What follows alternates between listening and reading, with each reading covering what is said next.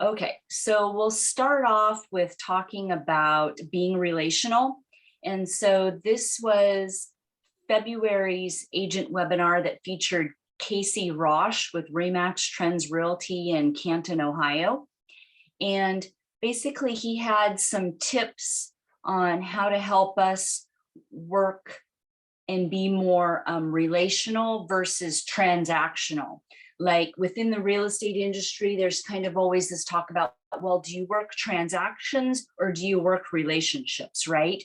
And in general, those of us that focus more on relationships end up with more of a referral business that's easy to work in the future because we aren't just focused on closing that one sale.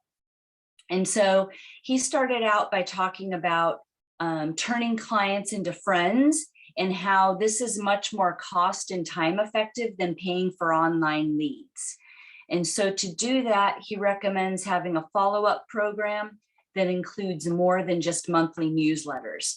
So personally calling, texting, and emailing people, doing direct marketing. So remembering that we should be emailing everyone in our database once a month and then also physically mailing them something once a month. And like right now, the sports schedules are popular because the Mariners season just started. So you could do baseball schedules, or other people do the soccer or ice hockey, or in the fall, it'll be football schedules, you know? So those are things that we can send to our clients. And those are nice because they usually stay on people's refrigerators for a good part of the year. So it's worth the extra money that they cost rather than just a postcard. Then he also talked about social media and making sure that we're always responding to people's comments when they comment on things, to give back to the community, that the more that we're out and about in the community and the more people see us, that helps. And then also to be authentic, which is what we'll talk more about in another section.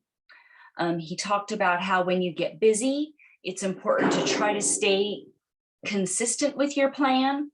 So it can be good to budget and time block throughout your week times that you're going to reach out to your database and prospect for business. And then when things come up, try to work around it so you're consistently prospecting. And that's a way to try to keep your business from kind of having the peaks and valleys and going up and down between commission checks. You can keep things more consistent by continuing to prospect. He talked about ways to get involved in the community. And so one way that I think a lot of people are starting to talk about and seems to be working is highlighting local small businesses. So you can use a professional videographer and conduct an interview with, say, the owner or manager of a business, and then use 3 to 5 minute video clips of that and basically highlight that business. And that business is going to appreciate your advertising of them, and then will likely refer you business and maybe do the same thing for you. The other thing you can do is donations. So donate to various community causes, participate in events such as festivals. And then the other thing was client and community appreciation parties. So having like a Christmas party where Santa picks are offered, or it's a little late now, but we just had Easter. So maybe sponsoring an Easter egg hunt with Easter bunny picks, that sort of stuff. Then he also talked about using the power of the brand. So with Remax, we have the brand recognition. And then I wanted to remind everyone that Remax ranks #1 in unaided awareness by consumers. And so that is one of the reasons why I think our office gets calls and inquiries and things, because people recognize our name, you know. Also utilize the reach of our brand. Make sure you've got it in your marketing materials that Remax is in over 110 countries and territories, and that we have over 110,000 agents across the globe. So even if they aren't buying or selling here, if they don't already have a connection elsewhere, we can help connect them with an agent. Also, Remax has lots of marketing and technology, so you can use Megaphone, Hustle, and Remax University. And then you can also take advantage of the Remax events. So there's going to be the R4 Sales Convention next March in Las Vegas. And remember, it's going to be RE/MAX's 50th anniversary. So I've been told there's going to be some special celebrations and things there. And then also RE/MAX just offers lots of classes, webinars, and lots of training on RE/MAX University. So in general, those are all things that you can do to help run your business more relationally rather than transactionally. I guess, do you have any questions about that section? No? Okay. So then we'll move on to the second part, which is using unique marketing techniques. So this was the agent webinar back in March that featured Q Burdett. He's the ranked #2 agent in the US for number of transactions, and he is with RE/MAX.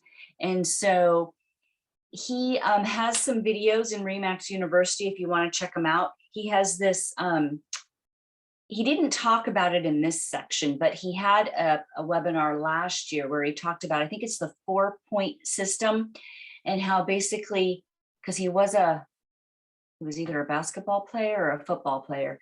And so he comes from kind of a sports background, and how he knows that in order to remain successful and consistent, he needs to do particular activities and get points for each activity. But in this webinar, he was talking about other things that we can do that are kind of more outside of the box, things that can help us stand out. So he was reminding us that we all have the same number of hours in a week, right? So it's all about what we do with those hours. And he has been very successful with cold calling. And so he had a specific script that I wanted to cover about cold calling, just to share it with all of you. And then, of course, if you're interested in doing it, we could meet individually and I can help you fine tune a cold calling script for yourself. Remember, there are a lot available in the momentum scripts. So I know Haley and Misty have been through that, but Teresa, remember, all of those momentum chapters are on Dropbox. And so within all of them, like open house, there's sample scripts on how to talk to people during an open house, or in buyer conversion, how to talk to buyers, or with sellers, there's the seller conversion or objection handling. There's all those chapters, and they all have scripts too. But this is a good script for just cold calling people if you ever want to try that. So what he does is, first he asks for the person, and then if it's not the correct person, he just tries to transition and says, well, do you own a house, or do you want to own a house? And then he did say that, you know, if people hang up, then just move on and forget about it. But then once he has a person that's either the correct person or someone that says, oh yeah, they own a house or they want to own a house, which of course they're probably going to say yes to one of those two, right? Then he introduces himself, and then he asks if it's a good time. He feels like it's good to always ask a person if they have time to talk, to make sure that he's not interrupting them. And then from there, he tries to neutralize the conversation. And so he does this by bringing up something that everyone has in common. And in his area, I think it's about football. So he always talks about football. So for all of us, we would want to find something that we're interested in. And he did say, of course, it could always be about the weather, because usually there's always some comment that can be made about the weather, right? So find something non-real estate related that you can talk about, and basically try to find something to agree with them, either about the sports team that you're talking about or the weather or whatever. And then ask if they would like to upsize, downsize, or move. And then you kind of go from there. But then basically, you don't want to get into too many details, but you want to schedule a follow-up call or meeting while you're on that call. And he said that, of course, he gets people that hang up on him, or he gets people that don't really want to talk, but he actually has a good conversion rate with this. And he uses this company Redx, it's spelled REDX, to get cold calling lists, just in case you're interested. So moving away from cold calling, he also had a good way to handle discounts, people that ask for discounts. And he says that if people ask for a discount, he offers a 1% discount for their commitment to refer 3 people that will buy or sell within 90 days of him receiving the referral, and that those 3 all need to do it within 365 days, so within 1 year. So he needs to receive 3 people that are going to buy or sell within the 90-day period within 365 days, or they will pay the 1%. And he says that almost all the time they just pass and they just pay that additional 1%. They don't want the discount anymore. And then what he said is that if they don't agree to that plan and they just continue to want the discount, then he just lets them go and moves on. He said out of all the people, he's only had 1 person that agreed to the plan and it didn't work out, and that they did end up paying him. So that system has really worked. So I wanted to share that as just a possible idea for you or anybody, because you could kind of make it your own, maybe change it a little bit, but it's a way to kind of counter or handle that objection for a commission discount, right? He flat out said that, and I've heard this in other places too, that we need to be likable, right? That if we aren't likable, that we won't succeed. And that givers tend to stay top of mind amongst people. And so trying to give in our community or just to clients and kind of come from that mindset can be helpful. That overall, this is just more engaging. People find it more interesting and will find you more memorable that way. So any questions about that section? Okay. We'll move on to, so these are more detailed ideas about how you can be real and yourself in marketing. And so this was an agent webinar, let's see, in April, just earlier this month, that featured Angelica Olmsted with Remax Professionals in Denver. And so she recommends that we focus on quality over quantity in marketing, and that we just choose a few things to focus on. So she has 8 ideas that I'll kind of go through. She recommends just focusing on a few of them that you want to try, and then try them, become good at them, and then you can expand to the other ideas. Something that she has found that works really well, and I have too, is pop buys. And so she has a goal every month of completing 10 pop buys. And so what a pop buy gift is, usually it can be anywhere from $1 to $5 or whatever you're willing to spend, really. And usually it's kind of seasonal. So like one thing I've done in the past during this time of year is I've gone out and then like I'll go to Home Depot or Fred Meyer or whatever and just get like a little plant, a flowering plant that's $1 or $2, you know, and I'll buy a flat of them. And then I'll figure out, okay, well, which city am I going to do this weekend? And so then maybe I'll focus on Kent, and then the next weekend I'll focus on Auburn, and the one after that Renton, wherever. But I kind of come up with a plan, and I check my database of 10 people or so that I'm going to hit that weekend that live in a particular city. And then what she does is she'll text just before she arrives and says, hey, I'm in your neighborhood and swinging by with such and such. Are you home? And then either they're home, and so then she'll get to say hi, or if they aren't, then at least they know she dropped something off, right? But the idea is to arrive with something like a flower, or I've also done like sparklers during the 4th of July, or I've done like mini pumpkins around Halloween. So it could just be anything. But just dropping something off, and it gives you an opportunity to say hi and leave some business cards if you're not seeing them in person. Does that make sense, how that would work?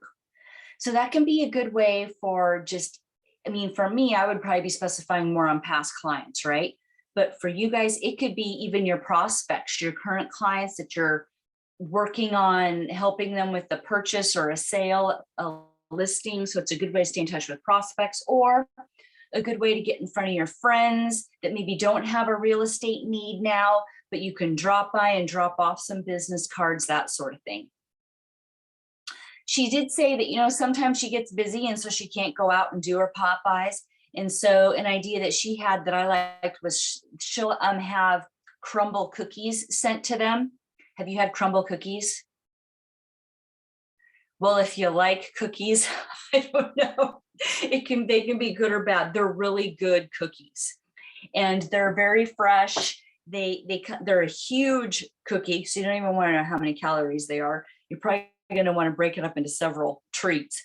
But they're very popular cookies, and apparently you can have them shipped to people. And so that's what she'll do when she's too busy to stop by and do pop buys herself, is she'll just send people Crumble Cookies. And because Crumble Cookies are so popular, everybody likes them. So that was the first idea, pop buys, or basically kind of a small gift, right, to stay top of mind. The next idea was events. She was saying that everyone loves free stuff and to attend events. So really the idea would be to use a seasonal theme. And this is something that we could talk more in the office about, because I know we talked about at our last office meeting, possibly having an open house or something. But I think maybe at our next office meeting in May, why don't we talk about maybe some other ideas where you do think that your friends, prospects, and past clients would like to come and attend? Because I think events are very good, and it can be a good way to also just promote ourselves out in the community and get more future business from too. But she does events once a quarter. The other thing she brought up that's different is Nextdoor. So, probably a lot of us are already on Nextdoor as homeowners, but she was saying that you can sign up as a realtor and then sponsor. I'm not really sure what it is, but she was talking about sponsorships. And I think that the sponsorship rates vary, because I've heard realtors talking about that. But she says that sponsorships on Nextdoor do work because there's a lot of homeowners on there. And so if they see your ad or your sponsorship enough, then it becomes almost something like in the mail that they're receiving from you, right? So it's another way to get out there and be visible. She also mentioned that while you're on social media, to just remember that although you might not be getting likes or comments, that people are still watching you. So it's still good to just continue to be posting on social media. Another popular one that I've always done is notes or note cards. So the first thing would be to make it personal. So either use their home anniversary date when they purchased, or you can use their birthday or their wedding anniversary or something, but send them a personal note card with a personal message in it, and then of course some of your business cards. So I do that for all of my home anniversaries or sales. It's kind of my personal reach out besides pop buys to all of my database. She said a cool thing that you can do to get more opens and be more memorable is to include a treat or a little prize inside, like a scratch ticket. And so I don't know if you guys have heard this before, but a lot of agents will send out just $1 or $2 scratch tickets. People like to receive those. So that was the fourth idea. We've got 4 more to cover. With social media, she also talked about becoming a local expert and sharing information about venues that are in your community or restaurants. So kind of the same thing, just sharing information about the community. She said that this helps the public build or gain trust in you by you sharing information about other things besides real estate. That helps build trust. And that also on social media, sharing personal things about ourselves can be more engaging. And she personally talked about her pets. And I know for me, my cats have always been a topic amongst past clients, and people, when they haven't seen photos of my cat for a while, then they start asking. So even for me, when I'm not into sharing personal stuff, but it's a good reminder that we should, because it helps people connect with us and we become more memorable that way. The 6th idea is newsletters, which, we've talked about before. She does use Booge within Remax for her newsletters. She uses the monthly newsletters in there, but she always adds her own personal article to it. And then she checks the opens and clicks within the newsletters. and then follows up with those that she knows opened or clicked it. It basically gives her a reason to follow up. And she doesn't necessarily, oh, say, I noticed that you opened my newsletter, right? But she'll just know that they were recently engaging with her newsletter. So it's a good opportunity to call and check in. Also, within the newsletters, you have the ability to add a video. I think I'm not really a fan of video, but I know I'm going to have to get over it here soon, because it's definitely a thing that everyone's talking about, that people want to see us, that helps them connect with us. And so including a video in your newsletter can also be good. And there's ways to customize the newsletter. So you can always watch the tutorials or videos on that in Rue or ask me for help. Another thing she talked about was requesting testimonials and reviews. And so one of the things that she does when she's requesting the testimonial is she'll include a photo, either of them in front of the home that she captures at closing, or she'll provide a reminder of the challenges that they encountered throughout the transaction. Like maybe it could be how we beat 7 other offers or whatever it was, right? So kind of highlighting the things that you did to help them. And then her other recommendation was to use emojis in email subject lines. And she specifically recommended using emojipedia.org, because those are the emojis that will work no matter what phone or system a person is on. And so it's emojipedia.org, or if you Google it, it should come up. But those are kind of the universal emojis that can be read anywhere. And then the final tip that she had for being you and yourself in your own marketing was your website and branding. She believes it's best to keep your cover photos consistent across all of your social media sites. So just like we've talked about how, our photo is our branding, and our photo should be consistent. Well, our cover photo across Facebook and Twitter, LinkedIn, all of those should be the same too, because we're just more easily found that way. That we should all know and be able to explain what sets ourselves apart from other agents. And you can share this in your bio. And then you should also customize your website. I don't know if you've all done that, but obviously you have just the normal website that Remax gives you, right? But then you can go in there and reorder things, or use different sections, or pull sections out if you don't want them. It's fully customizable. And so the more you customize it, the more you make it your own, the more people will probably be able to connect with you as well. And then she recommends that while you're using social media, always be directing people back to your website when you can, because of course your website has the built-in contact forms and way to reach you. So that's the place where you should be sending everybody. And then for social media posts, she received a question, and so she let us know that she uses Later, Later, to schedule her social media posts in advance. And when you use that program, it also lets you know the unique best time to reach your audience. So like for her, she found, I can't remember what it was, but that it was an odd time. Like it wasn't in the evening, it was actually during business hours, when the majority of people were on her social media sites taking a look at her stuff. And so that can be helpful to know, so then you know when you should be posting, right? And so that covers that section about being real in yourself. Any questions about that? No? Okay, I'll stop the recording.